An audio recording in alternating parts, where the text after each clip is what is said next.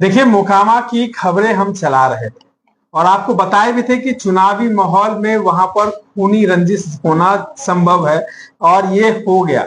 देखिए, मोकामा में जो दुलाचन यादव हैं, यादवों के काफी बड़े चेहरे कहे जाते हैं, उनकी हत्या हो गई है और इसका अनुमान जो है ये लगाया जा रहा है कि अनंत सिंह के द्वारा जो है ये हत्या कराई गई है, क्योंकि वो पीयूष प्रियदर्शी जो है जनस्वराज के प्रत्याशी थे, उनका समर्थन कर रहे थे, उनका प्रचार प्रसार कर रहे थे और 2 दिनों पहले एक निजी चैनल को इंटरव्यू में अनंत सिंह के खिलाफ काफी चीज उन्होंने बोला था। हमारे साथ जनस्वराज की मीडिया प्रभारी हैं।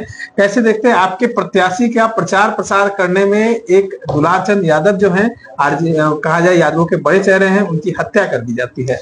बहुत ही निंदनीय घटना है। ऐसी घटना लोकतंत्र में बिल्कुल शोभा नहीं देती है।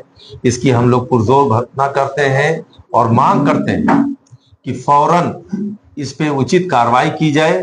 चूंकि हमारी बात जो हमारे कैंडिडेट है प्रियदर्शी जी से हुई, उन्होंने बताया कि वो गाड़ी में जा रहे थे, इलेक्शन कैंपेन में थे, वहीं से दूसरे साइड से कुछ लोग आए, उन्होंने उनकी गाड़ी पर ताबड़तोड़ अटैक कर दिया, गाड़ी को पूरी तरीके से अटैक किया। जब वो बाहर निकले तो उनको भी मारा पीटा गया।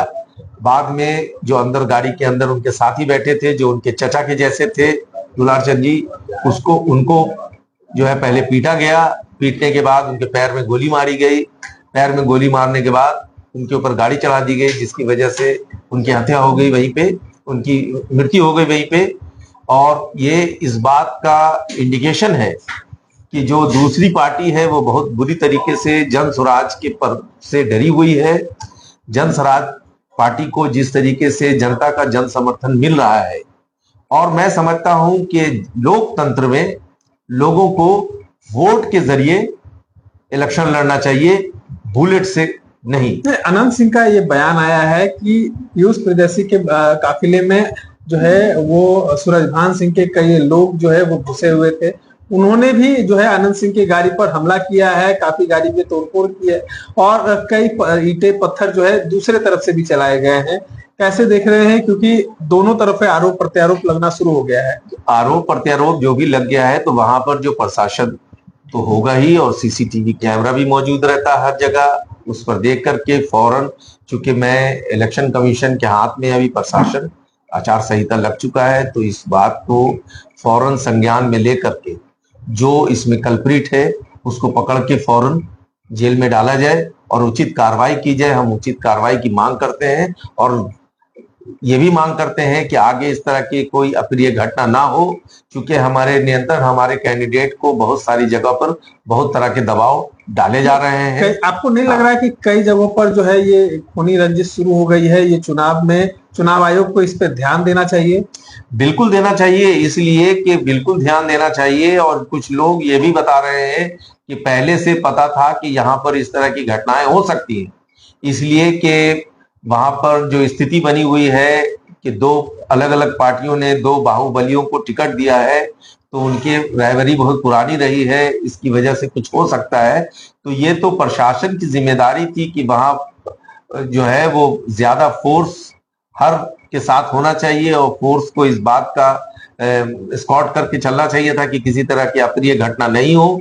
लेकिन इस तरह की जो घटना हुई है वो काफी दुखद है और उसकी हम लोग निंदा करते हैं और मांग करते हैं कि फौरन इस पर उचित कार्रवाई की जाए और जिस किसी ने भी करी है उसका इलेक्शन रद्द किया जाए, उसकी कैंडिडेचर को रद्द किया जाए, और अगर जो उसमें इन्वॉल्व है उसके कैंडिडेट को रद्द किया जाए और आगे इस तरह की चीजों से रोका जाए। अगर ऐसी कठोर कार्रवाई नहीं की गई तो क्रिमिनल्स का मनोबल और बढ़ेगा और आगे और भी इस तरह की अप्रिय घटना हो सकती है। प्रशांत अब आगे क्या कुछ कार्रवाई करेंगे? क्योंकि प्रशांत के एक कैंडिडेट को डराने के चक्कर में यादवों के बड़े चेहरे, मोकामा के बड़े चेहरे दुलाचंद यादव की हत्या हो गई है।